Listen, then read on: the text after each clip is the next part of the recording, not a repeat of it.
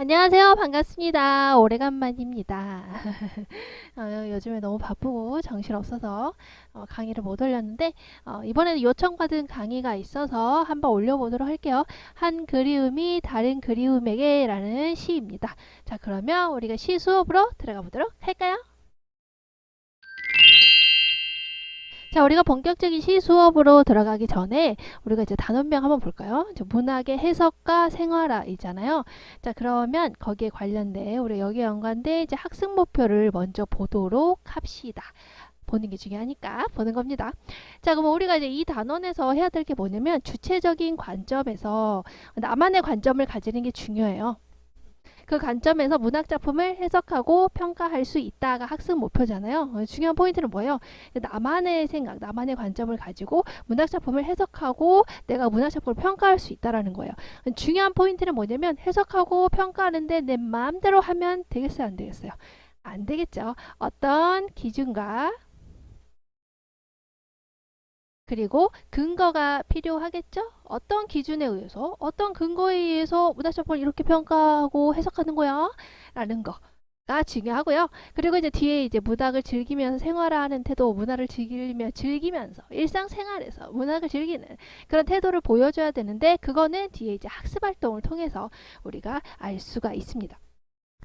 이거 굳이 왜 했냐면 우리가 이제 문학작품을 해석하고 평가하는 거를 이제 나만의 관점에서 한다고 했는데 여기서 우리가 교과서에서 문제집에서 그리고 이제 시험에서 나오는 문학작품을 해석하고 평가하는 기준은 우리가 앞에서 이제 배웠을 거예요. 이제 거기에서 문학작품을 해석하고 평가하는 기준이 어떤 것이냐 보시면 그 밑으로 교과서를 내려 보시면 자, 이 부분이 나올 거예요. 뒤에 이제 페이지 넘어가셔서 여러분들 9페이지 펼치시면은 자, 문학작품을 이제 해석하는 거 학습 여기 나오죠. 근거를 들어서 문학작품을 해석할 수 있나요? 그냥 내 맘대로 해석하는 게 아니라고요. 그렇죠? 어떤 근거를 들어서 하는 거예요. 그리고 어떤 기준이 필요한 거예요. 자, 그것을 물어보고 있는 겁니다. 자, 볼까요? 자, 문학작품은 독자의 관점에 따라 다양하게 해석을 할 수가 있어요. 그런데 작품 해석의 타당성을 얻으려면 그게 왜 그런데? 라고 이제 우리가 적절하게 대답을 할 수 있으려면 그 해석을 뒷받침할 수 있는 근거가 있어야 돼요. 그 근거는 작품의 내용이나 형식에서 찾을 수도 있고 또 작가에게서 찾을 수도 있고 작품 밖에 있는 사회 문화적 맥락이나 문학사적 맥락에서 찾을 수도 있어요. 이런 근거를 통해서 내가 해석을 한다는 것이죠. 자, 그러면 이거를 이제 구체적으로 얘기를 하자면 우리가 이렇게 나오죠. 이게 중요한 겁니다. 문학작품을 해석할 때 어떤 근거를 들어서 문학작품을 해석할 수 있는 거야? 라고 물어본다면 바로 이 네 가지 관점에 의해서 해석을 한다라고 보시면 됩니다. 어디서요? 문제집에서. 어디서요? 시험에서. 자, 문학작품 해석할 때 네 가지의 관점이 있답니다. 자, 그래서 이거는 이제 여러분들이 암기를 해주셔야 돼요. 아시겠죠? 암기를 하셔야 됩니다. 자, 그 문학작품을 해석하는 관점에는 우리가 네 가지가 있는데요. 자, 첫 번째 내재론적인 관점, 외재론적인 관점으로 우리가 구분을 할 수가 있어요. 자, 작품을 이렇게 네모 쳐놓고요. 작품 안에서 해석하는 걸 내재론적, 내가 이제 안내자거든요. 한자. 자, 안에 작품 안에서만 해석하는 걸 우리가 우리 내재론적 관점에서 문학작품을 해석한다. 이렇게 보시면 되고요.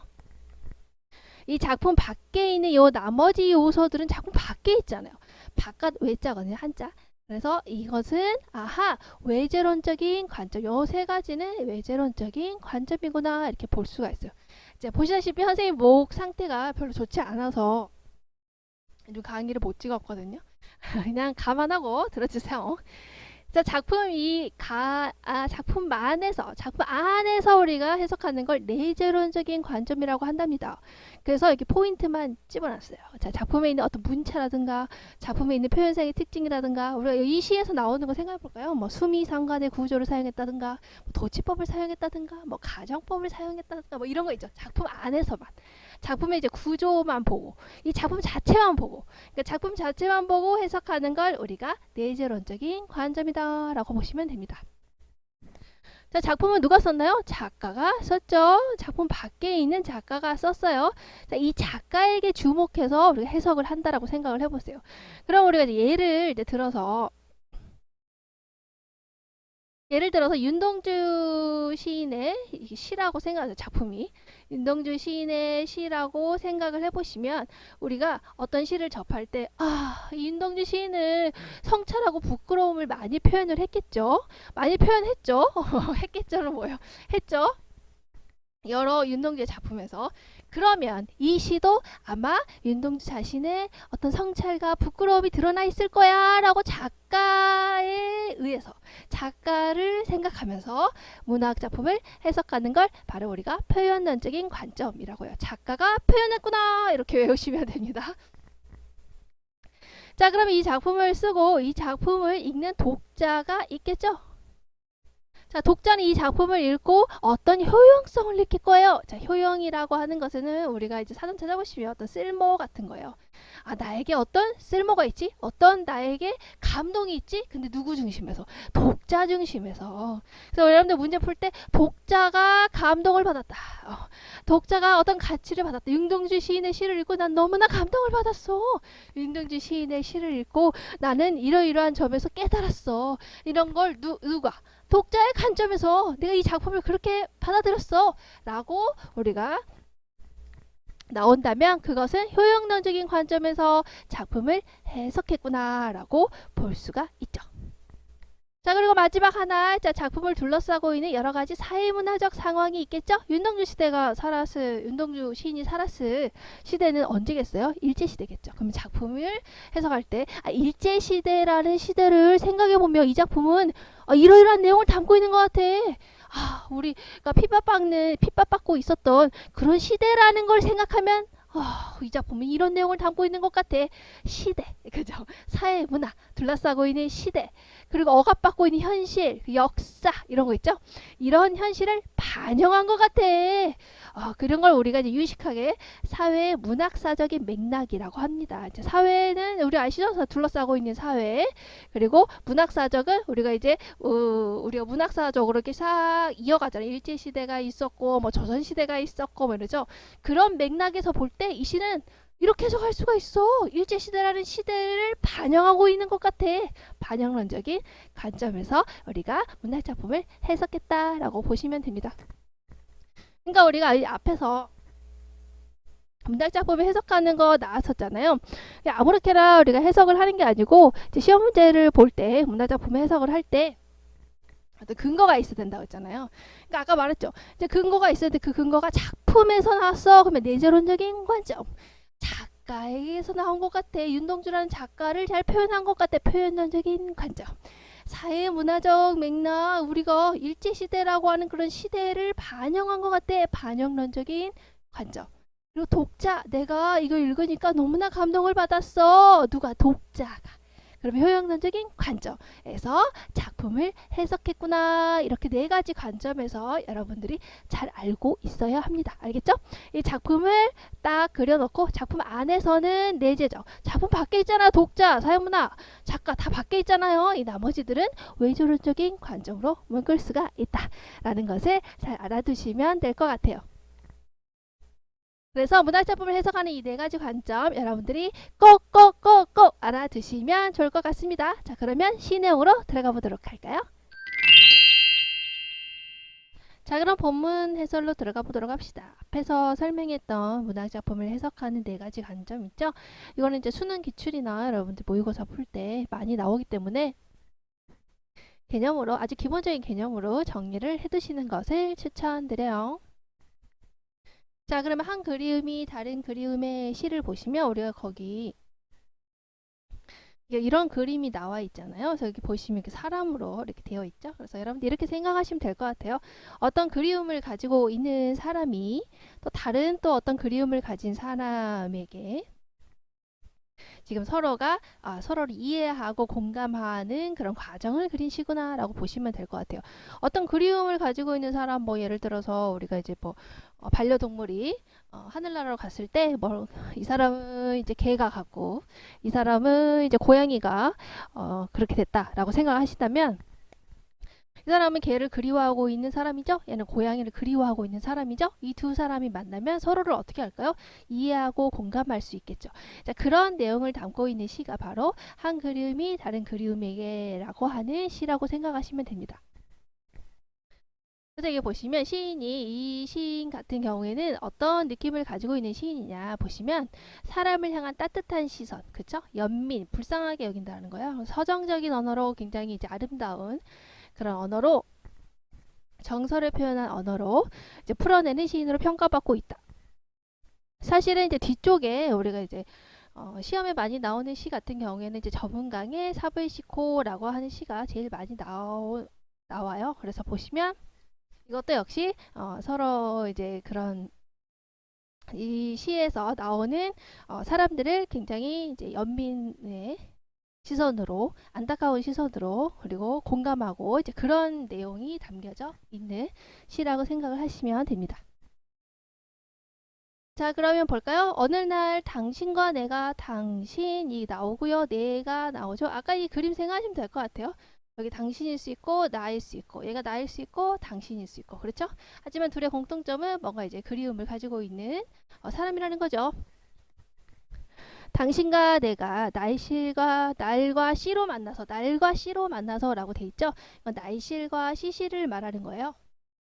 우리가 옷감을 짤 때 각각 가로실과 세로실이 있잖아요. 그래서 이렇게 이게 가로실인가? 이게 시가 세로실인가? 이렇게 할 수 있지만 사실은 반대로 날실이 세로실이고요. 그리고 이 시실이 바로 이제 가로실이라고 생각하시면 돼요. 우리가 이제 어떤 직물을 짤 때 옛날에 이렇게 실을 뽑았죠. 실을 뽑아가지고 이 실을 이렇게 엮어가지고 우리가 이제 옷감을 짜는 이 과정을 길쌈이라고 하는데 이제 이걸 생각해 보시면 실을 뽑았어요. 그렇죠? 실을 뽑아서 이런 식으로 직물을 엮는 거예요. 실을 어때요? 하나는 가로실, 시실이라고 하고요. 가로실을 하고 그 다음에 세로실, 날실을 서로 엮으면 이렇게 실을 엮게 되면 어때요? 여기 이제 면적이 이렇게 나오죠. 자, 그러면서 이런 식으로 우리가 이제 직물이 나오게 돼요. 이렇게 엮으면 이런 식의 나오고 뭐 이렇게 엮으면 이런 식의 이제 청바지 모양, 청바지 느낌의 이런 그리고 이렇게 엮으면 이제 비단 느낌의 이런 어때요?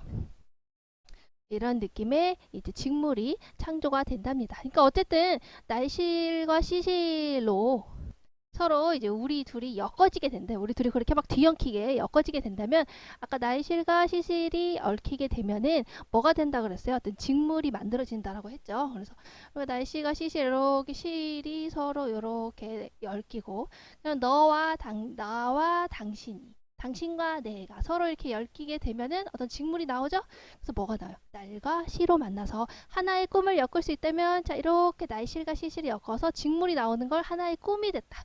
그러니까 너와 내가 이렇게 얽혀가지고 서로 꿈이 됐다. 꿈으로 엮을 수가 있다면 그리고 우리들의 꿈이 많다. 이 꿈이 엮였죠? 한번 꿈이 됐죠? 날실과 시실이 돼서 꿈이 됐어요. 꿈 됐고 이 꿈이 또 다른 이제 또 꿈을 만나서 여기죠? 또 우리들의 꿈이 만나서 또 뭐가 됐어요? 그 다음에 한 폭의 뭐요? 비단이 될 수가 있다며 이렇게 얘기를 하고 있죠. 자 그러니까 날실과 시실이 만나서 하나의 꿈이 됐고 이 꿈들이 서로 또 만나서 얽혀가지고 서로 한 폭의 비단이 되게 된 거예요. 그렇죠? 그러니까 우리가 이제 날실과 시실은 당신과 내가 서로 만나면 어떤 꿈이 이루어지고 어떤 꿈으로 만나게 되고 꿈이 만들어지고 그리고 꿈을 가지고 어떤 의미 있는 것들을 만들고 그리고 꿈이 서로 얽혀가지고 또 한 폭의 비단이라고 하는 어떤 의미 있는 것을 만들 수가 있다. 그렇게 된다면 이라고 얘기를 하고 있죠. 자 그러면 여기서 하나 이제 포인트로 짚고 넘어가야 될 거는 우리가 여기에서 날과 시라고 만났죠. 이 날, 실과 시실은 뭐를 의미하는 거예요? 뭐를 지금 비유하고 있는 것이죠?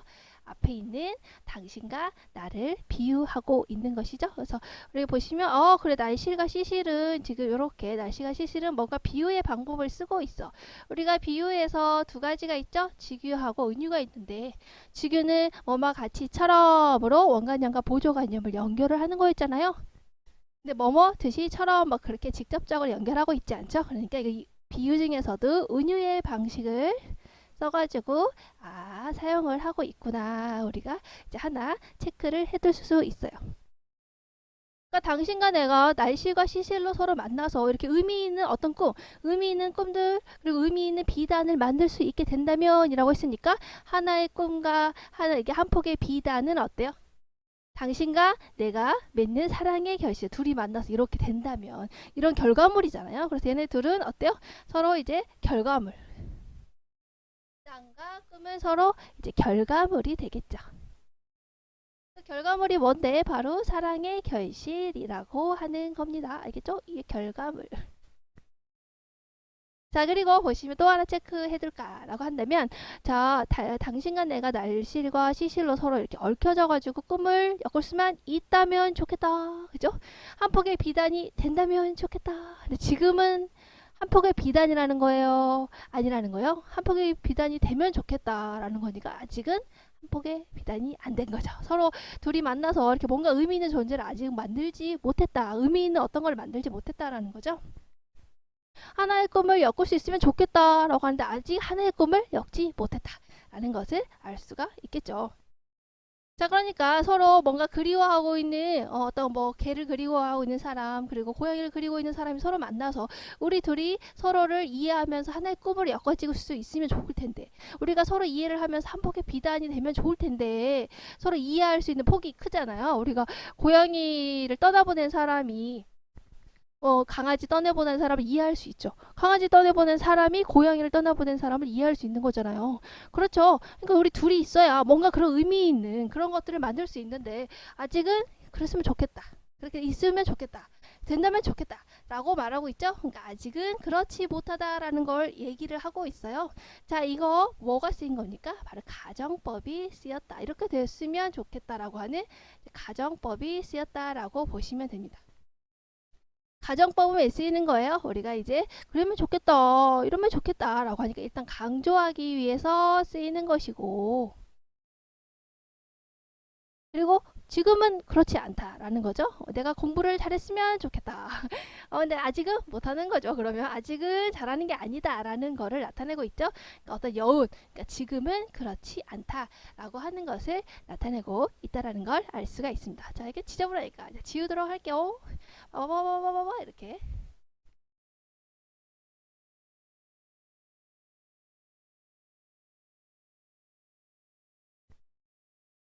자, 그리고 넘어가서 자, 한 폭이 비단이 되면 좋겠는데 아직은 그렇지 못하다라는 거죠. 그래서 여기까지의 이제 내용은 당신과 만날 나를 기대하고 있는 거. 당신과 만나게 되면 나 하나의 꿈 엮을 수 있어. 당신과 만나게 되면 언젠가 만나면 한 폭의 비단, 우리 될 수 있어. 우리 꿈이 만나서 한 폭의 비단이 될 수 있어. 날씨가 시실로 서로 얽혀서 꿈이 되고 그 꿈들이 서로 만나가지고 한 폭의 비단이 될 수가 있어라고 하는 당신과 그 만날 언제인지 모르겠지만 그 미래의 날에 대해서 기대를 가지고 있다라고 정리를 할 수가 있습니다. 자, 그리고 보시면 자, 나는 기다리리 추운 길목에서 자, 이렇게 내가 너와 만나가지고 하나의 꿈이 되고 한 폭의 비단이 되는 그런 의미 있는 뭔가를 만들 수 있다면 나는 기다릴 거야. 난 기다려야지 당신을. 어떻게? 추운 길목에서 기다린다는 거야. 그냥 길목도 아니고 아우 추워. 그죠? 자, 그러니까 일단 길목인데 춥다라고 했으니까 뭔가 이거는 시련과 고난이구나 라는 걸 알 수가 있죠. 당신과 만나서 이거 뭔가 의미 있는 걸 만들 수만 있다면 난 추운 길목에서도 기다릴 거야 라는 거예요. 자, 그런데 여러분들 보시면 어때요? 나는 기다리리 추운 길목에서 라고 했으니까 뭔가 어순이 바뀌었다는 걸 알 수가 있죠. 원래는 우리 어떻게 말합니까? 나는 그죠? 나는 추운 길목에서 기다리리 라고 원래 얘기하죠. 근데 지금 어순을 바꿨잖아요. 얘를 뒤로 뺐잖아요. 자, 이렇게 어순을 바꾸는 우리 수다법을 도치법이라고 하죠. 도치법도 왜 쓰는 겁니까? 역시 강조하기 위해서 쓰는 거죠.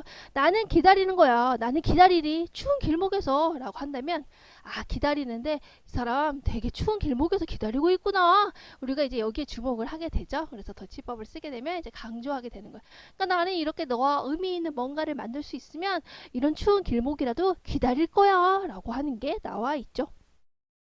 그러니까 너와 내가 만나면 어떤 의미 있는 것을 만들 수 있으니까 이런 시련 나 견딜 수 있어. 이런 그런 내용이 담겨 있어요.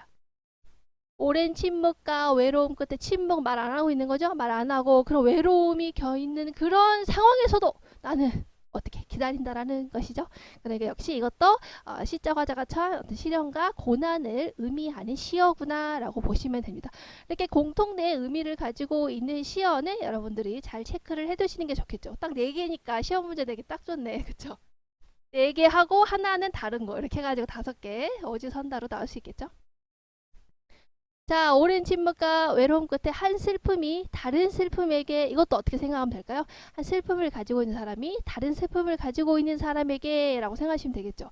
한 슬픔, 난 지난 시험 뭐 국어 시험을 망쳤어 라고 하는 슬픔에 잠겨있는 사람이 어때요? 나는 뭐 저번에 나는 사회 과목을 망쳤어 라고 다른 슬픔을 가지고 있는 사람을 이해할 수 있겠죠? 그렇죠, 우리가. 그죠? 그러니까 한 슬픔을 가진 사람이 다른 슬픔을 가진 사람에게 손을 준다라는 거야. 손 어때요? 우리 어떨 때 손을 줍니까? 어? 결투 신청할 때? 아니죠? 손을 준다라는 거, 악수를 한다는 거, 위로한다는 거잖아요. 위로한다는 거, 위안을 한다는 거죠. 아까도 말했듯이 내가 국어를 망친 슬픔이 있기 때문에 사회를 망친 친구를 이해할 수 있는 거야. 그렇죠? 손을 준다라는 건 그 사람을 위로하고 위안을 한다라고 생각을 하시면 됩니다. 그래서 슬픔을 가진 사람이 다른 슬픔을 가진 사람에게 위로를 해주고, 그리고 또 한 그리움을 가진 사람이 다른 그리움을 가진 사람의 그런 그윽한 눈, 그윽한 거 알아요? 약간 이제 짤을 찾다 보니까 이제 이런 느낌, 이런 느낌, 이런 느낌, 눈빛 이런 느낌이죠, 이런 느낌, 이런 느낌이 이제 우리 그윽하다라고 생각하시면 돼요. 그러니까 그윽하다라는 거는 여기 나와 있죠. 느낌이 은근하다라고 하는 거. 이제 그런 아까 그 눈빛 있죠, 뭔가 그 잔잔하게 쳐다보는 그 느낌. 기자가 썼네. 요런 차은우 요런 거 보지 마시고 여러분 옆에 차은우 요런 느낌 이제 이렇게 쳐다보는 게 이제 그윽하다라고 생각을 하시면 돼요. 느낌이 은근하다. 어쨌든 한 슬픔이 다른 슬픔을 가진 사람을, 그리고 한 그리움을 가진 사람이 다른 그리움을 가진 사람을 그런 눈빛으로 그윽한 눈으로 들여다본다라는 건 뭐예요? 뭔가 좀 둘이 이제 공감을 한다라는 걸 알 수가 있죠. 자, 그러면 여기까지의 내용을 우리가 이제 정리를 하면 어때요? 이런 기다림과 고통, 어떤 추운 길목이나 오랜 침묵과 외로움, 이런 것들이 있어도 나는 기다릴 거야. 왜냐면 우리 나 기다리게 되면 너와 내가 만나서 하나의 꿈이 되고, 그리고 그 꿈들이 만나서 한 폭의 비단이 되니까. 그리고 우리는 서로를 손을 주고 손을 맞잡고, 그리고 서로의 그윽한 눈을 들여다보면서 서로 위로를 하고 위안을 할 수 있으니까 그 얘기죠. 그래서 여기까지의 내용이 바로 기다림과 고통을 참고 인내가 참고 견디는 거야. 참고 견딘 뒤에 다가올 나와 당신의 만남. 우리 둘이 만나면 하나의 꿈과 비단이 되니까 나는 이런 거 다 견디면서 기다릴 거야. 우리는 서로 위로를 주고 공감을 주는 사이니까. 이렇게 생각을 하시면 됩니다. 자, 그래서 한 그림이 다른 그림의 그윽한 그런 눈을 들여다볼 때, 우리 서로 공감을 해줄 때, 어때요? 공감, 서로 마음을 이해하게 될 때, 나는 어느 겨울인들, 겨울 역시 또 춥죠? 추워. 자, 어느 겨울인들 우리의 사랑을 춥게 하리. 자, 이거 뭡니까? 춥게 하리라고 했으니까 의문문의 형식을 쓰고 있지만 사실은 의문문이 아니죠? 제가 대답하는 게 아니잖아요. 사실은 뭐예요? 어느 겨울인들 우리의 사랑을 춥게 할 수 없다. 어떠한 시련이 닥쳐도 우리의 사랑을 춥게 할 수 없다. 우리 둘은 언젠가 만나서 꼭 하나의 꿈을 엮을 거고, 하나의 꿈들이 만나가지고 행복의 비단이 될 거기 때문이야. 그러니까 추운 길목, 오랜 침묵과 외로움, 겨울 이런 거 다 이겨낼 수 있어 라고 하는 내용이죠. 그러니까 이거는 서리법이 쓰였고, 역시 나는 이런 걸 견딜 수 있어 라고 하니까 그런 거를 강조하기 위해서 쓴 강조법이다 라고 보시면 됩니다. 자, 역시 외롭고 긴 기다림, 이거 역시 시련과 고난이라는 걸 알 수가 있겠죠. 외롭고 긴 기다림이 있어도 난 기다릴 거야. 왜요? 어느 날 당신과 내가 만나서 서로 어떻게 하나의 꿈을 엮을 수만 있으면 나 이거 다 기다릴 거야 라고 얘기를 하고 있는 겁니다. 그래서 이 시는 결과적으로 어떤 이제 슬픔을 가지고 있는 사람이 다른 슬픔을 가진 사람을 이해할 수 있고, 위로할 수 있고, 공감할 수 있고, 그리고 한 그리움이 다른 그리움을 가진 사람을 서로 위로하고 공감할 수 있으니까 우리 둘이 서로 공감을 해서 서로 엮어져 가지고 하나의 꿈을 엮고, 그리고 그 꿈들이 만나서 비단이 되는 뭔가 그런 의미 있는 것들을 만들 수 있으니까 나는 어떤 시련도, 바로 추운 길목도, 오랜 침묵과 외로움도, 겨울도, 외롭고 긴 기다림도 다 견딜 수 있어 라고 하는 내용을 담고 있는 시라고 보시면 됩니다. 그래서 여기까지 내용은 이제 당신과 언젠가 그 만날 날에 대한 기대가 담겨져 있죠. 그리고 또 다른 우리 또 어떤 수다법 뭐 쓰였습니까? 바로 수미상관이 쓰였죠. 숫자는 이제 한자예요. 머리 숫자고, 미는 꼬리 미자고, 산은 서로, 그리고 관은 서로 상관이 있다는 거죠. 그러니까 앞에 있는 구절과 뒤에 있는 구절이 서로 상관이 있다. 서로 비슷한 구절이 이렇게 반복해서 나올 때 우리가 수미상관의 수사법을 쓰고 있구나라고 보시면 됩니다. 보시면 어느 날 당신과 내가 날과 시로 만나서 하나의 꿈을 엮을 수만 있다면 이게 뒤에 또 반복이 되죠. 어느 날 당신과 내가 만나 하나의 꿈을 엮을 수만 있다면 그렇죠. 똑같이 두 개가 반복이 됐다라는 것은 이것을 강조하고 싶다라는 거예요. 어느 날 당신과 내가 날과 시로 만나서 하나의 꿈을 엮을 수 있으면 난 이런 거 견딜 수 있어 라고 하는 내용을 강조하기 위해서 그리고 두 개가 반복이 되면 운율이 형성이 되겠죠. 그리고 우리가 어때요? 위에 게 있고 아래가 있고 그러니까 C가 위에 똑같은 거 아래 똑같은 거 있으면 어때 형태적으로 안정감을 주고 우리 약간 그 뭐예요? 샌드위치? 약간 햄버거 그런 느낌으로 두 개가 앞에서 받쳐주고 뒤에서 받쳐주고 있기 때문에 형태적인 안정감을 준다 이렇게 얘기를 하고 있습니다. 자 그러면 우리가 이제 제재개관 한번 보도록 할까요? 원래 이제 다른 문화작품 이걸 앞에 했는데 이거는 이제 시 내용을 보고 그 다음에 정리하는 게 더 나을 것 같아서 지금 합니다. 자 갈래는 자유시 자유롭게 썼죠. 우리가 이제 앞에 시조나 뭐 가사처럼 3434 이런 운율 없죠. 자유롭게 썼고요. 서정시 정서를 노래를 하고 있죠. 너와 나에 대한 서로 이제 이해하는 거, 공감하는 거, 위로하는 거 뭐 이런 거 나오잖아요. 그러니까 정서를 노래하고 있어서 서정시 그리고 성격도 역시 서정적 정서를 다루고 있기 때문에 가정적 왜냐면 우리가 가정법 거기 쓰고 있죠. 당신과 내가 서로 날과 시로 만나서 하나의 꿈을 엮을 수만 있다면 한 폭의 비단이 된다면 그러니까 아직은 아니다 라고 하는 그렇죠. 가정법 쓰고 있어서 가정적이다. 낭만적이라는 것은 이제 서로에게 위로를 건네고 있잖아요. 손을 내밀어 가지고 서로 손을 주고 위로하고 위안하고 그렇죠. 또 그윽한 눈을 들여다보면서 서로 공감하고 이런 게 나와 있죠. 자 보시면 소재는 그리움, 정서는 그리움이요. 그러니까 마음 상태는 그리움인데 이 사람의 행동은 어때요? 태도는 기다리고 있는 거죠. 당신과 다시 만날 거를 당신과 내가 날과 시로 만나서 서로 이해하고 공감하는 그날을 기다릴 거야. 그죠? 그러니까 주제는 당신과의 재회, 다시 만나는 거에 대한 바람은 소망하는 거예요. 바라는 거. 그리고 그것을 기다리고 있다. 그리고 여기서 이제 포인트는 수미상관 구조라고 했죠. 앞과 뒤가 이제 딱 우리가 똑같은 말이 새로 반복되는 거. 그런데 우리가 이제 애들이 가끔 물어봐요. 수미상관 구조 똑같지 않잖아요. 여기 날과 시 빠졌잖아요. 막 이렇게 얘기를 하죠. 하지만 우리가 수미상관의 구조라는 거 완전히 똑같은 것이 반복된다라기보다는 유사한 문장이 이제 반복됐다 이렇게 생각을 하시면 된다. 100% 같진 않아도 유사하면 우리가 이제 수미상관이라고 얘기를 하고 있어요. 수미상관의 구조 앞에서 있었던 거를 뒤에 똑같이 또 반복을 하면 무슨 효과가 있을까? 반복을 했다라는 것은 일단 운율, 리듬감이 형성이 된다는 거예요. 우리가 그 노래 같은 거 들으게 되면 반복되는 말이 계속 나오게 되면 리듬감이 형성이 되죠. 우리가 음악에서 그래서 반복되는 단어가 계속 나오잖아요. 리듬감을, 운율을 형성을 해서 흥을 돋구기 위해서 우리가 그렇게 쓰잖아요. 이런 식으로 똑같은 말이 반복이 되면 운율이 형성이 되고요. 이건 시기 때문에. 그리고 똑같은 말 계속 반복하면 의미가 강조가 되겠죠. 그리고 우리가 이제 흔히 이제 수미상관은 앞과 뒤가 똑같으니까 이렇게 두 개 받쳐주고 있잖아요. 그래서 형식적인 어떤 통일감, 안정감을 준다라고 얘기를 합니다. 그리고 당신과 나를 날실과 시실로 비유하여 우리가 헷갈리지 말라고 했어요. 날실은 어때요? 이제 세로실이었고 우리가 시실은 이제 가로실이었다. 갖고 서로 이제 당신과 내가 엮어지는 그 아까 직물이 짜지는 것처럼 그런 것을 말하고 싶어서 비유를 써서 얘기를 하고 있죠. 비유 중에서도 이제 은유의 방법을 쓰고 있다라고 얘기를 했어요. 은유법.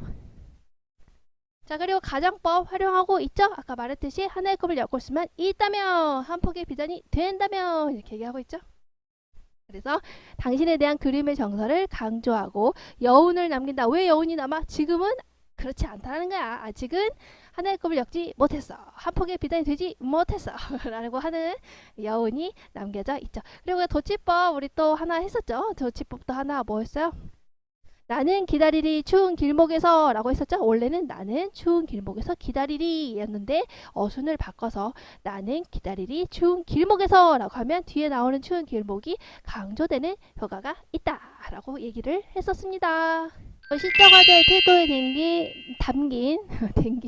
담긴 이제 바라는 걸 볼까요? 시적 화자의 태도 이렇게 세 부분으로 나눌 수가 있었죠? 우리 세 부분으로 이렇게 나눴죠, 이렇게.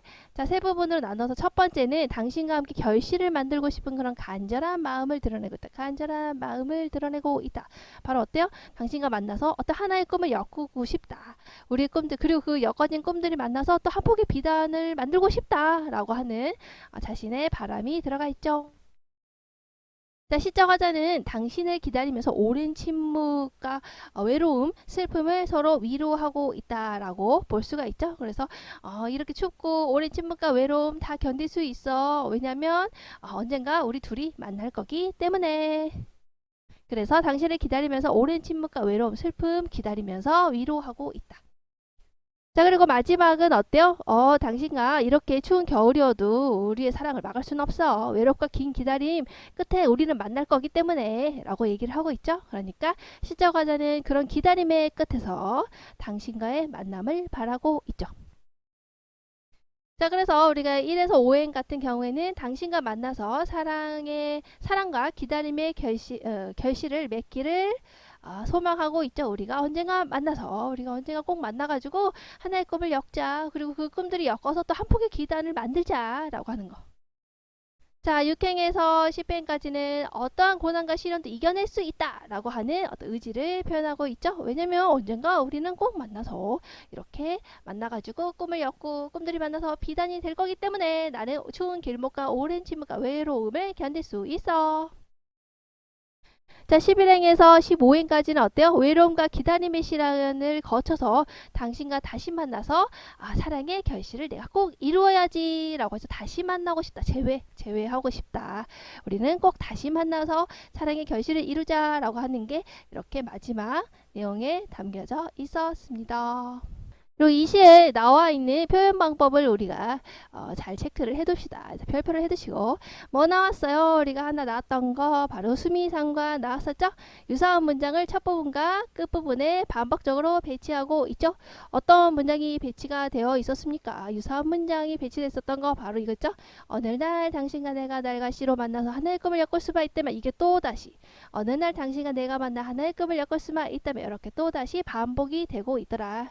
그런데 유사한 문장이라고 했죠? 그러니까 100% 같지는 않아도 우리가 비슷하면 수미상관 기법이라고 볼 수가 있어요.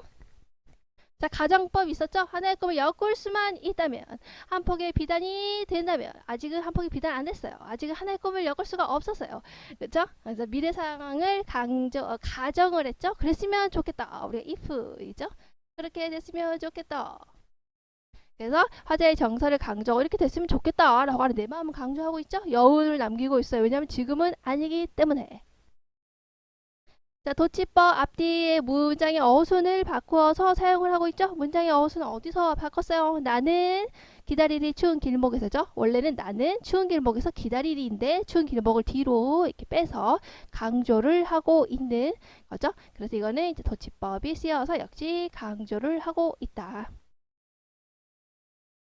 자, 그래서 나와 당신의 관계는 과연 어떤 관계인가 라고 이제 물어보게 된다면 우리가 이제 단순히 이성 간의 그런 사랑의 정서를 넘어서서 암울한 현실에 고통받는 사람들을 위로하고 희망을 전하고자 하는 정서로도 해석될 수 있다. 빨간색 해놨잖아요. 그래서 요거 체크해 두시면 될 것 같아요.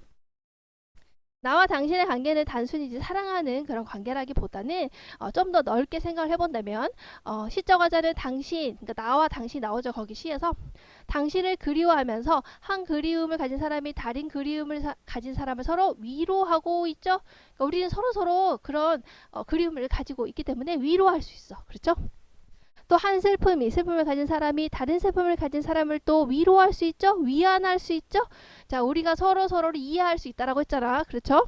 내가 국어 시험을 망쳐왔기 때문에 사회 시험을 망친 친구를 이해할 수가 있어. 위로를 할 수 있어. 진심으로 공감할 수가 있어. 라는 거를 표현하고 있는 그런 관계라고 하는 게 나와 당신의 관계라는 겁니다. 그래서 그것을 우리가 뭐라고 하냐? 공동체적인 연대라고 하는 거예요. 공동체는 이제 너와 나는 함께라는 거야. 근데 이해하잖아. 내가 이해하잖아. 나 국어 망쳐왔기 때문에 사회 망친 너를 이해해. 그치?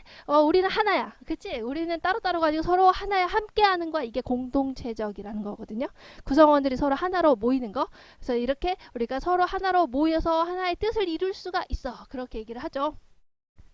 그래서 우리 가끔 보면은 촛불 집회 같은 거 보시면은 촛불을 들고 서로 이해하고 공감하면서 하나의 뜻을 가지고 모인 거잖아요. 이런 걸 이제 공동체적인 연대라고 하는 거. 하나의 뜻을 가지고 모이는 거. 그러니까 이 시는 나도 당신을 이해할 수 있고 당신도 나를 이해할 수 있는 관계야. 우리는 서로를 위로하고 위안할 수 있는 관계야. 그러니까 우리는 서로 함께야 라고 하는 공동체적인 그런 함께하는 거. 공동체로 함께하는 걸 우리가 공동체적인 연대라고 하거든요. 그런 공동체적인 연대를 그리고 있다라고 보시면 됩니다. 그러니까 서로 이제 어떤 그런 괴로움 있죠? 거기 시에 나왔다. 외로움과 추위 이거 괴로움이었잖아. 뭔가 시련 이런 것들을 참고 견디면서 당신과 꿈을 엮고 서로 도달하게 될 우리 둘의 사랑은 그냥 단순히 이성 간의 사랑이 아니고 우리는 그런 시련과 고난을 서로 이제 이겨내면서 서로를 이해할 수 있는 함께하는 존재다. 라고 하는 거죠. 그러니까 공동체와 함께하는 그런 사랑을 나타내고 있는 게 이 시구나 라고 해석을 하시면 됩니다. 그러니까 여러분들 혹시 이제 이런 거를 서술형으로 써라라고 한다면 나와 당신의 관계는 서로 어때요? 서로가 서로를 위로하고 공감하고 위안하는 공동체 이거 꼭 들어가야겠죠? 공동체적인 연대의 관계야. 그리고 이 둘이 만들어내는 사랑은 공동체와 함께 그리는 사랑이 되는 거야.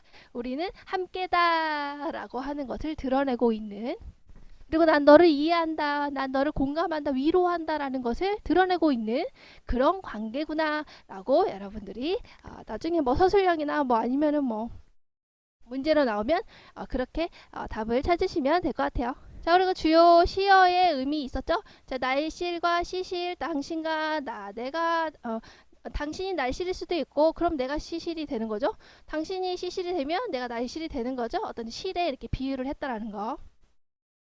그래서 이 실을 엮어가지고 어때요? 꿈이 되고 한 폭의 비단을 만들었죠? 그러니까 어쨌든 실을 엮어서 만들어낸 어떤 결과물로서 우리가 하나의 꿈, 우리들의 꿈, 한 폭의 비단이 어떤 결과물이 되는 거다.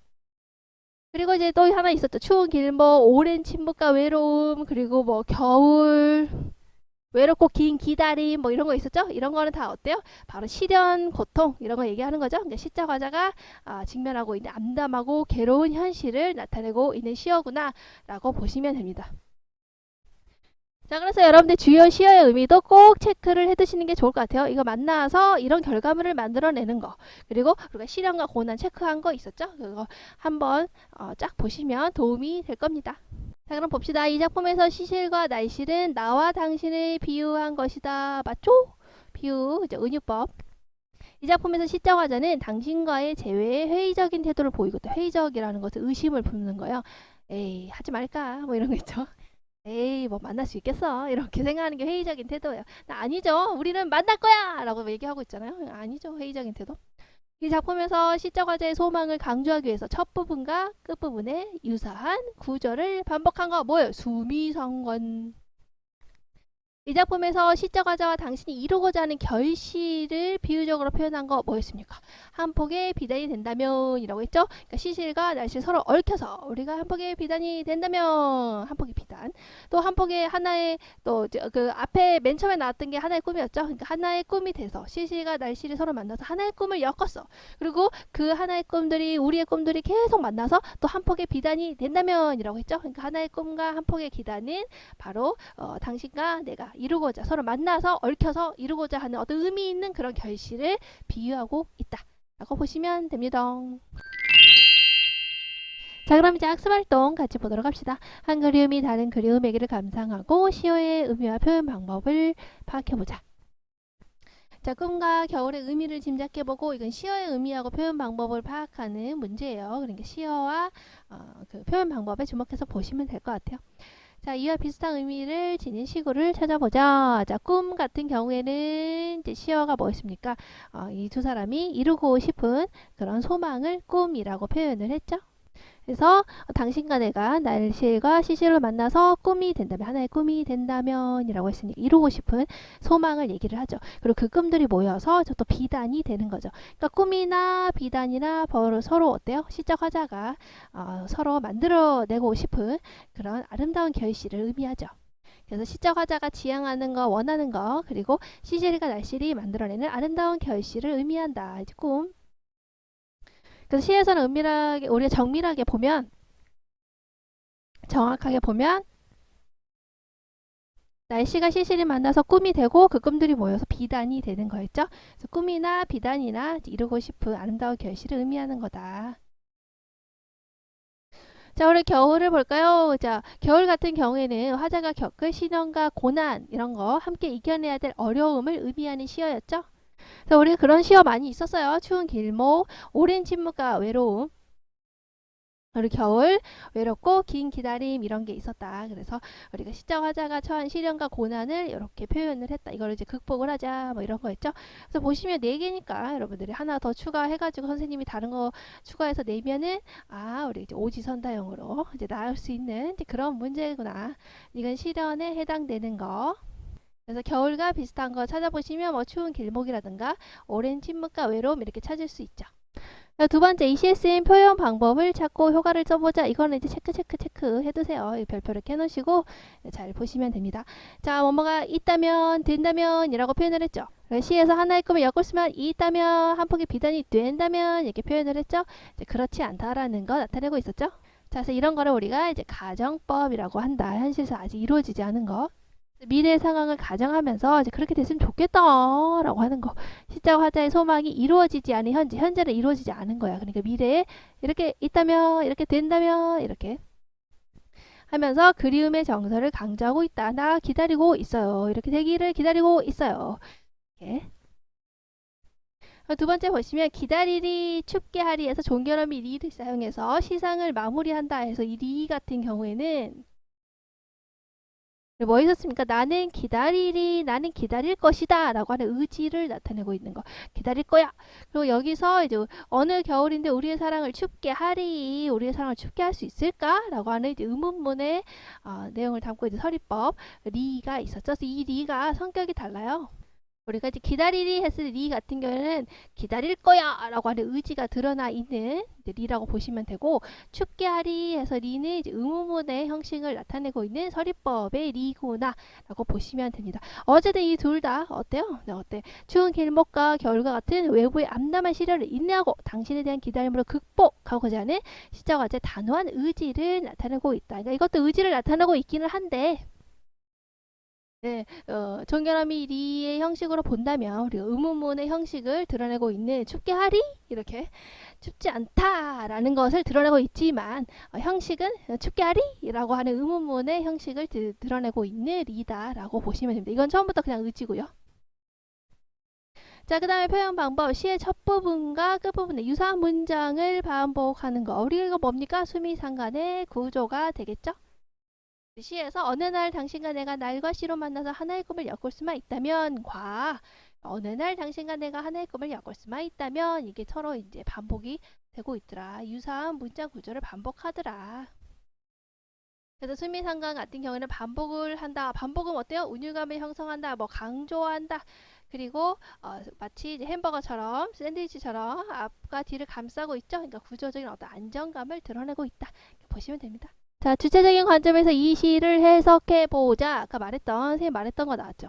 그래서 이제 암기를 해두시라고 했죠. 그래서 작품 내부만 보는 거를 우리가 내재론적인 관점, 작품 외부에 있는 요소들을 보는 거 외재론적인 관점, 내재론적인 관점 우리가 절대론적인 관점이라고도 해요. 똑같은 말이에요. 절대론적.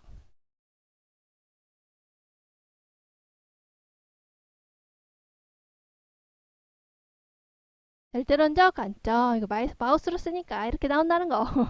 그리고 이제 외절론적 관점에서는 작품 외부의 거니까 이제 작가를 가지고 얘기를 하는 표현론적인 관점, 독자를 가지고 얘기를 하는 우리 효용론적인 관점, 그리고 작품을 둘러싸고 있는 사회문화적인 배경을 가지고 얘기하는 걸 반영론적인 관점. 그래서 이제 우리가 뭐 중딩이면 뭐 효용론적인 관점인지 절대론적인 관점인지 뭐 이런 거를 써라 이렇게 하겠지만은 아마 이제 이렇게 지문을 주고 이거와 유사한 것을 찾아봐라 뭐 이런 식으로 나오겠죠, 여러분들이. 그래서 여러분들이 이제 찾을 수 있어야 되고 이제 그거를 연결을 할 수가 있으면 되는 겁니다. 근데 이제 종종 우리 수능 기출이나 이제 평가원 같은 거에 또 종종 나오기 때문에 뭐 모르는 것보다 알고 있는 게 좋겠죠. 자, 그러면 자신만의 관점에서 해석한 내용을 써보자. 선생님 답을 다 써놨는데, 자, 보시면 첫 번째 같은 경우에는 두 개가 섞여 있어요. 근데 여러분들이 뭐, 학교에서 문제를 선생님이 내실 때는 아마 헷갈리지 않게 두 개를 잘 쪼개서 내실 것입니다. 왜냐면 논란이 일어나는 걸 원치 않기 때문에. 자, 한번 볼까요? 나는 소중한 친구를 나오죠? 소중한 친구를 오래 기다린 경험이 있어. 나의 경험이 이런 게 있어. 그래서 나는 공감할 수 있었어. 라고 얘기했죠? 이거는 뭐예요? 글을 읽은 독자 중심으로 지금 해석을 한 거죠? 요거까지 잘라봐요. 이렇게. 자, 이거 나는 이런 경험이 있어서 공감할 수 있었어. 이건 독자 중심으로 해석한 효용론적인 관점입니다. 자, 근데 이 뒷부분은 또 달라요. 그러니까 이게 두 개가 섞여 있더라고요. 이게. 그래서 이 시는 날술과 시줄이 만나야 옷감이 만들어지는 것처럼 그 시어에 주목을 했죠. 그런 소망을 표현하고서 시어에 주목해서 그 시 자체만 봤죠. 시어에 주목해서 이런 거를 우리가 절대론적인 관점, 내재론적인 관점이라고 합니다. 아마 이제 시험자 나면 이걸 두 개를 합하지는 않으시겠죠. 왜냐면 논란이 일어날 수 있으니까. 그래서 위에 나는 이런 경험이 있어, 공감할 수 있어 라고 하면 독자 중심 효용론적인 관점을 얘기하는 거구나. 이 시는 이런 시어를 써서 이렇게 되고 있어. 시 자체로만 얘기한 거는 절대론적 관점이구나. 아마 이 두 개를 쪼개서 시험 문제를 내실 것 같아요. 자, 그럼 볼까요? 이제 이거 같은 경우에는 선생님이 답을 다 써놨는데, 자, 포인트가 뭐냐? 나는 왜 추운 길목에 있을까? 자료를 찾아봤어. 누구의 자료를 찾아봤냐? 시인의 자료를 찾아봤어. 시인은 어려운 현실 속에서 고통을 받는 사람들의 슬픔에 관한 시를 많이 썼다고 해. 시인이 그렇대. 그래서 이렇게 시를 쓴 것 같아. 시인에 주목해서 얘기를 했죠. 그러니까 이거는 작가 중심으로 해석한 표현론적인 관점. 자, 이거 볼까요? 나는 이 시를 내 경험과 연결해서 해석했어. 나는 내 경험과 연결해서 해석했어. 독자 중심으로 해석을 하고 있죠. 그러니까 이거는 효용론적인 관점. 그래서 우리 할머니가 아프신데 어쩌고저쩌고 이렇게 연결해서 나의 경험과 연결해서 해석해서 공감할 수 있었어. 효용론적인 관점. 독자 중심으로. 자, 그럼 볼까요? 이렇게 나오죠. 그럼 당신과 나는 당대의 민중을 나타난다고 볼 수가 있겠네. 자, 왜 내가 그렇게 해석을 했냐? 1970년대의 현실을 반영한다고 해석할 수가 있어. 시대의 현실을 가지고 얘기를 하고 있죠. 당시의 사회문화적 상황에서 봤을 때 이 시는 이렇게 수가 있어. 이렇게 나와 있죠. 그러니까 어떤 그 시대의 현실을 반영하고 있더라라고 했으니까 우리가 시가 쓰여진 사회문화적 배경을 본 거죠. 그러니까 반영론적인 관점 이렇게 찾을 수 있으면 되는 겁니다. 아시겠죠? 그래서 급격한 산업화가 일어나던 그런 시대를 반영해서 이런 내용인 것 같아. 이렇게 해석을 했다라는 거예요. 그러니까 이게 무슨 관점인지 일단 찾을 수 있어야 되고 이건 효용론적인 관점이니까 이 앞에 거 연결이 되는구나. 이 두 개가 동일한 이런 독자 중심의 해석이구나. 뭐 이런 것들을 여러분들이 답에서 찾을 수 있으면 되는 겁니다. 자, 그리고 그 다음 친구들의 해석을 들어보고 어찌저찌 하는 건데 비슷한 거 찾아보시고 이제 친구의 해석과 다른 거 찾아보시면 됩니다. 이거는 뭐 별 내용이 없어요.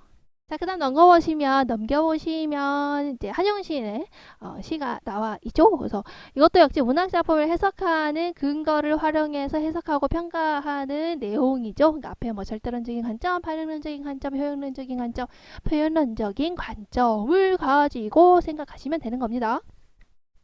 시 자체는 간단해요. 간단하지만 감동적인 시. 볼까요? 당신이 맑은 새벽 나무 그늘 사이에 산보할 때, 산보는 산책이에요. 산책을 할 때 나의 꿈은 작은 별이 되어서 당신의 머리 위에 지키고 있겠습니다. 당신이 산책을 하고 있을 때, 새벽에 산책할 때 나는 별이 돼서 당신의 머리 위에서 지키고 있겠다. 당신 옆에 있겠다. 오호. 자, 두 번째 볼까요? 당신이 여름날의 더위를 못 이겨서 낮잠을 자거든. 당신 낮잠 자고 있으면요. 나는요. 나의 꿈은 맑은 바람이 돼서 당신의 주위에 떠돌겠습니다. 나는 바람이 될 거예요. 당신 옆에 있을 거예요. 그쵸? 당신이 고요한 가을밤에 극히 글을 볼 때, 책 보고 있을 때 나의 꿈은 귀뚜라미가 되어서 책상 밑에서 기뚤기뚤 울겠습니다. 당신 옆에 있을 거예요. 라고 하는 이제 그런 시입니다. 자, 여기서 보시면 일단 산보할 때, 산책할 때, 낮잠을 자거든 글을 볼 때라고 하는 그런 당신의 상황은 어때요? 굉장히 일상적인 상황이죠? 근데 그럴 때마다 나는 옆에서 있겠다는 거죠. 별이 되어서, 그리고 맑은 바람이 되어서, 귀뚜라미가 되어서 옆에 있겠다. 그래서 당신을 지키면서 항상 당신의 옆에 있겠다라고 하는 시적 화자의 의지가 이렇게 핑크색 부분에 드러나 있다라고 보시면 됩니다. 그리고 또 하나 이제 포인트는 뭐뭐 하겠습니다 라고 하는 이제 문법 시간 뭐뭐 하겠습니다 이제 get이 쓰였죠. 이렇게 선어말어미 get 같은 경우에는 의지를 드러내요. 나는 밥을 먹겠다. 나는 공부를 열심히 하겠다 라고 하는 get이 이제 하자의 의지를 드러내고 있는 그런 선어말 어미다 라는 거 이제 하나 체크해 두시면 될 것 같아요. 그래서 이제 이 시의 내용은요, 항상 당신을 지키면서 당신과 함께 하고 싶은 마음을 드러내고 있다 라고 보시면 됩니다. 그래서 간단하게 보면 주제는 이제 당신에 대한 사랑을 얘기를 하고 있고요. 경어체를 쓰고 있죠. 경어체는 이제 높임말 쓰고 있죠. 뭐 하겠습니다. 하겠습니다. 뭐 하겠습니다. 경어체를 써서 당신에 대한 사랑을 강조를 하고 있고요. 반복하고 있고요. 정중하게 표현을 하고 있고요. 동일한 문장 구조를 반복하고 있죠. 뭐뭐 할 때 이렇게 하겠습니다. 자거든 하겠습니다. 이럴 때 하겠습니다. 그렇죠? 동일한 문장 구조를 반복해서 역시 반복 운율을 형성한다. 반복 강조를 한다. 이렇게 보시면 됩니다. 그럼 시 자체만 보고 우리가 해석을 해본다면 당신이란 존재는 뭐겠어요? 시적 화자가 지키고 싶은 대상인 것 같아 라는 것을 우리가 이제 시를 읽어보시면 알 수가 있겠죠. 항상 산보할 때나 낮잠을 자거나 글을 볼 때도 항상 옆에 있고 싶은 거잖아요. 그러니까 나에게 있어서 당신은 내가 지키고 싶은 대상이라는 거. 이 사람의 꿈은 뭐예요? 옆에 계속 있는 거죠? 그러니까 당신과 함께하는 게 이 사람의 꿈이구나 라고 이제 시 자체만을 보고 이렇게 해석을 할 수가 있어요. 자, 또 나왔죠? 문화차법을 해석하는 근거 중 하나를 골라서 이 시를 해석하고 평가를 해보자. 자, 어떤 식으로 해석을 했냐? 여자애 같은 경우에는 이 시를 감상할 때 답을 다 써놨는데 그냥 보세요. 이 시를 감상할 때 시어나 식구의 의미, 표현 방법, 시 자체만 본 거예요. 시 자체에 나와 있는 당신이 산보할 때라고 하는 시어나 낮잠을 자거든이라고 하는 시어나 책을 볼 때라고 하는 시어나 아니면 가정을 하고 있는 가정법을 쓰고 있는 그런 표현 방법이나 또 그리고 자신의 마음을 뭐뭐 하겠습니다 라고 반복적으로 표현하는 그런 식구, 시어, 표현 방법을 봤을 때 라고 표현을 하고 있죠. 그러니까 그렇게 봤을 때 이렇게 해석할 수 있어 라고 했으니까 이건 절대론적인 관점, 내재론적인 관점에서 해석을 하고 있구나. 자, 그리고 두 번째 보시면 나는 승려였던 작가에게 주목해서 봤어. 이 작가 한영우는 작가이자 승려였잖아 라고 해서 바로 이제 작가를 중심으로 해석을 했죠. 승려잖아요. 한영우 같은 경우에는. 그래서 우리가 보시면 한영우 같은 경우에는 승려였잖아. 그죠? 또 독립운동가이셨죠. 또 시인이셨죠. 그렇죠? 이런 작가의 특징에 있어서 보는 거예요. 그래서 우리가 흔히 얘기를 할 때 시인이었으니까 한영은 시인에 나오는 임은 이제 화자가 아닐까 이렇게 보기도 하고 이거는 뭐 그냥 그렇구나. 또 독립운동가였으니까 우리가 어때요? 이제 한영은 시인에 나오는 임이 바로 무엇이었을까? 독립운동가였다는 거 생각해보면 임은 조국이 아닐까? 그 당시 일제강점기에.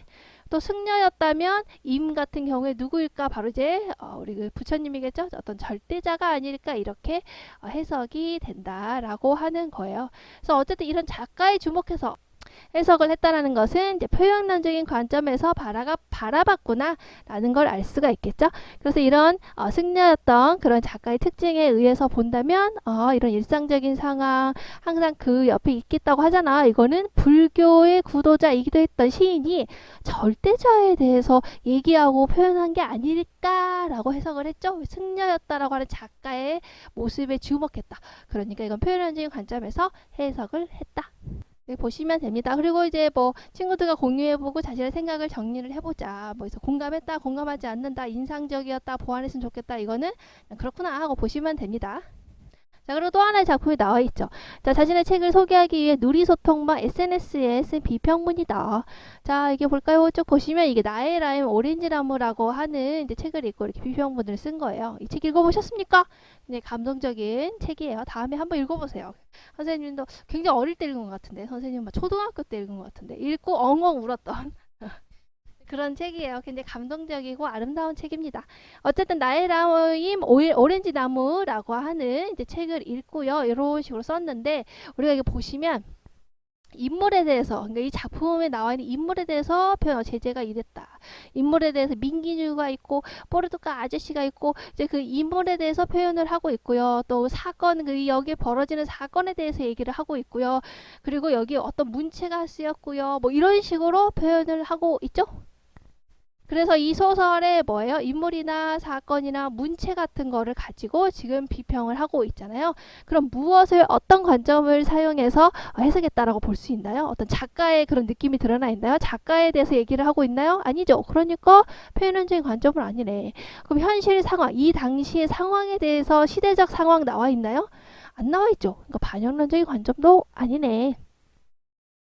자, 그런데 여기 보시면 뭐 인물에 대해서 설명을 하고 있다든지 사건에 대해서 설명을 하고 있다든지 문체라든지 이런 것들이 드러나 있으니까 아, 절대론적인 관점을 통해서 이 작품을 해석하고 있구나, 우리가 이렇게 볼 수가 있죠.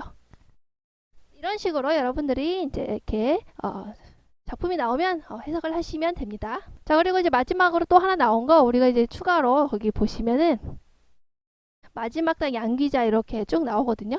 근데 이게 제일 마지막인데 보시면 1980년대 부천시 원미동을 배경으로 하는 소설이다. 쭉 보시면 선생님 노란색으로 한 부분을 보시면 이 소설은 한 그림이 다른 그림을 감상한 후에 사회문화적 상황이 유사한 문학 작품을 찾다가 읽게 되었다. 그러니까 한 그림이 다른 그림에게 하고 사회문화적 상황이 비슷하구나. 그래서 그런 사회문화적 상황, 1980년대라고 하는 그 상황에 맞춰서 해석을 하고 있죠. 그러니까 이거는 역시 반영론적인 관점에서 해석을 하고 있구나, 이렇게 보시면 됩니다. 참고로 우리가 이런 거를 뭐라고 합니까? 그리고 같은 글의 어떤 글이 서로가 내용과 형식 그런 것들이 비슷한 글을 우리가 가지고 있는 그런 특징들을 우리가 뭐라고 합니까? 바로 상호 텍스트적 맥락이 동일하다. 동일한 상호 텍스트다. 이렇게 얘기를 하죠. 그래서 이 경우에는 상호 텍스트적 맥락에 근거해서 시대가 같다라고 하는 상호 텍스트적 맥락에 근거해서 한 그림이 다른 그림이게 하고 마지막 땅이 연결이 된다, 이렇게 보시면 됩니다.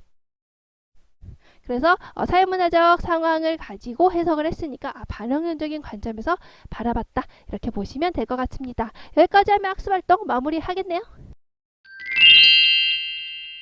자, 그러면 우리의 수업 여기서 마무리하도록 하겠습니다.